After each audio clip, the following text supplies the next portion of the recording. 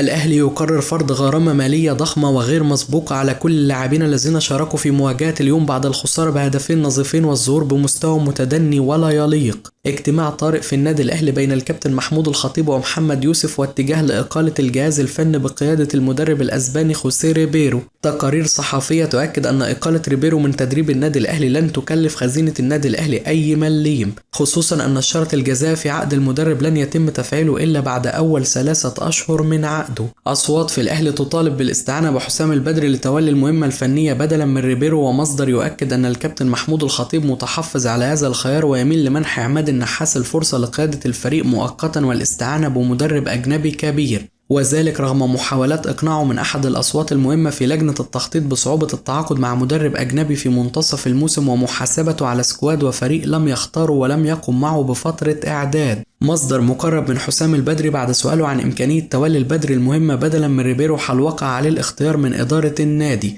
الكابتن حسام لا يفضل الحديث في هذا التوقيت من الموسم، ولكن هو ابن من أبناء النادي الأهلي وسيكون تحت أمر النادي في أي وقت رغم ارتباطه بعقد مع أهل طرابلس حاليا. إبراهيم فايق يطالب أحمد شوبير بعدم المزايدة على جماهير الأهلي بعدما كان يدافع عن ريبيرو بكل الطرق في الأيام الماضية، خصوصا أن الجماهير محقة في تقييمها للمدير الفني الأسباني. موقع سوف سكور العالمي يمنح تريزيجيه أسوأ تقييم في مباراة الأهلي وبيراميدز بعد مستواه الهزيل في المباراة وعدم قدرته على المرور في 1-على-1 طوال المواجهة. ممدوح عيد المدير التنفيذي لبيراميدز يقرر صرف مكافآت استثنائية للاعبي بيراميدز وتجديد الثقة في يوريتيتش المدير الفني للفريق بعد الفوز على الأهلي بثنائية نظيفة. أحمد الشناوي حارس بيراميدز يؤكد أن الفوز على فريق كبير مثل النادي الأهلي اليوم سيكون نقطة تحول كبيرة لبيراميدز في بطولة الدوري، وبيراميدز بدايته لم تكن مبشرة، لكن مثل هذه المباريات والفوز بها يؤكد أنهم فريق كبير ومدى رغبتهم في المنافسة على كل البطولات هذا الموسم. سيد عبد الحفيظ يلوم على مسؤولي النادي الأهلي الذين اختاروا ريبيرو مديرا فنيا للفريق، والذي يثبت يوميا للجميع أنه لا يتناسب تماما مع هذا الكواليتي من اللاعبين وهذه الإمكانيات، ويؤكد أنه حينما تختار مدرب لهذه المجموعة من اللاعبين لابد أن تختار مدرب كفء ومدرب كبير وصاحب CV قوي ليكون قادر على توظيف اللاعبين بشكل جيد في الملعب وإخراج أفضل ما لديهم.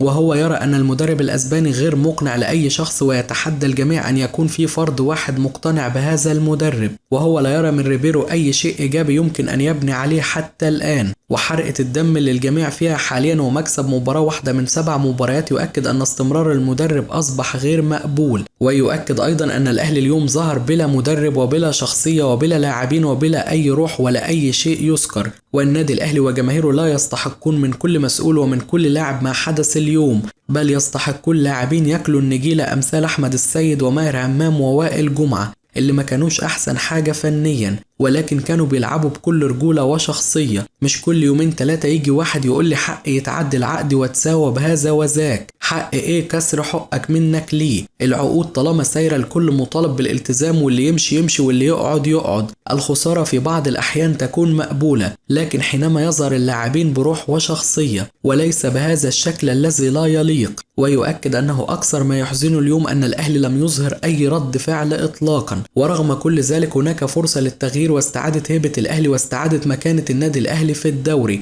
وخصوصا أن في 2019 كان هناك بداية سيئة جدا ونجح الأهلي في العودة بقوة للدوري مجددا. علاء ميهوب نجم الأهلي السابق يرفض إلقاء اللوم على ريبيرو فقط بعد الخسارة من بيراميدز رغم غضبه الشديد من المدير الفني، ويؤكد أن لاعبي الأهلي اليوم لا يستحقون حتى كلمة هارد لك بعد الخسارة بعد غياب الشخصية وغياب الروح وغياب كل شيء تقريبا، وكل لاعب منهم يحتاج معرفة أين يلعب ويقدر حجم القميص الذي يرتديه، ومن لا يعرف ذلك يمكنه أن يعرفه ذلك بنفسه. وفيما يخص ريبيرو فسيكون صعب جدا استمراره وتقبله من الجماهير مجددا. هو لا يرغب في الحديث عن رحيل المدرب، ولكن على مسؤول النادي الأهلي أن يدرسون الأمر جيدا وبهدوء، خصوصا أن هناك فترة توقف دولي وليس هناك مباريات لفترة، وهو ما يسمح لهم باتخاذ القرار المناسب. يوريتيتش مدرب بيراميدز يدافع عن ريبيرو في المؤتمر الصحفي بعد الفوز على الأهلي ويؤكد أنه مدرب جيد لكنه فقط يحتاج للوقت لتطبيق أفكاره، وهو يتمنى أن يمنحه الأهلي فرصة جديدة. وغير صحيح أن المباراة كانت أسهل مما توقع، لكن قد يكون الهدف المبكر جعل الأمور تبدو كذلك. وهو اليوم لابد أن يهنئ لاعبيه على هذا الفوز الذي يثبت أن بيراميدز فريق كبير ولن يتخلى عن المنافسة بقوة على لقب الدوري.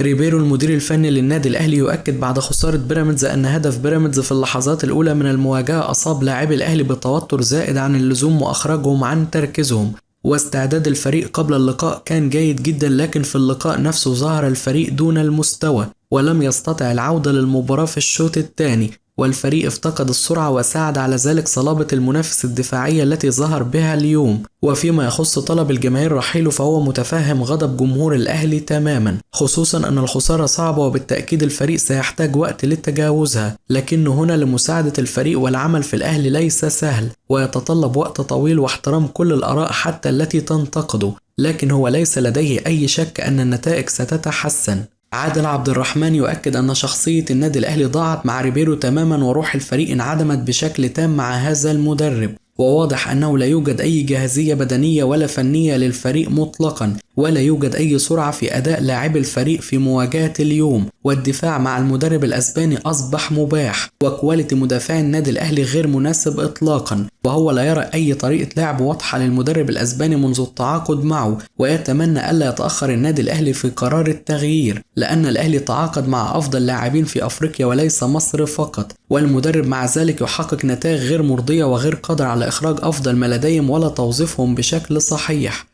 الصقر أحمد حسن يشيد ببيراميدز بعد الفوز على الأهلي بثنائية، ويؤكد أن هذه المباراة أعادتهم للمنافسة بقوة على الدوري مجددا، ويؤكد أنه لم يتوقع أن يظهر الأهلي بهذا المستوى السيء جدا في المواجهة، ولاعبي الأهلي كانوا مثل الأشباح في الملعب، وهو يرى أن ريبيرو يسأل بنسبة كبيرة عن الخسارة بسبب توظيفه الخاطئ للاعبين والبداية الخاطئة، لكن لا يمكن أن يغفل دور النجوم الذين أثبتوا اليوم شيء مختلف تماما، لأن النجم من المفترض أن يمتلك شخصية وأن يظهر في هذه النوعية من المباريات وفي الأوقات الصعبة تحديدا. ويؤكد أنه لم يرى الأهلي يوما بهذا السوء منذ فترة طويلة جدا، وشخصية الأهلي غابت تماما، والكل وضع رأسه في الرمال بعد الهدف الثاني لبيراميدز. وتقييم ريبيرو اليوم 0/10، وتقييم اللاعبين لا يتخطى 2/10. عماد متعب يؤكد أن ما حدث اليوم صعب جدا وصفه وتقبله، وارد جدا أن لا يكون اللاعب موفق وأن يخسر مباراة، لكن غياب الشخصية والجدعنة والرجولة هي أكبر كارثة اليوم. ومع احترامه الريبيرو واضح أن اختياره كان خاطئ، ومن الجيد أن هناك توقف دولي يسمح بالتغيير، وهو لا يرى أي فائدة من استمراره مع النادي الأهلي خصوصا بعدما فقد ثقة الجماهير تماما، ومن الواضح جدا أنه لا يعرف إمكانيات اللاعبين جيدا، ومن الواضح أيضا أن الجهاز المعاون ليس له أي دور بدليل توظيفه للاعبين بشكل خاطئ. ويؤكد أن لاعبي الأهلي كانت تلعب وكأن في أقدامهم رمل اليوم،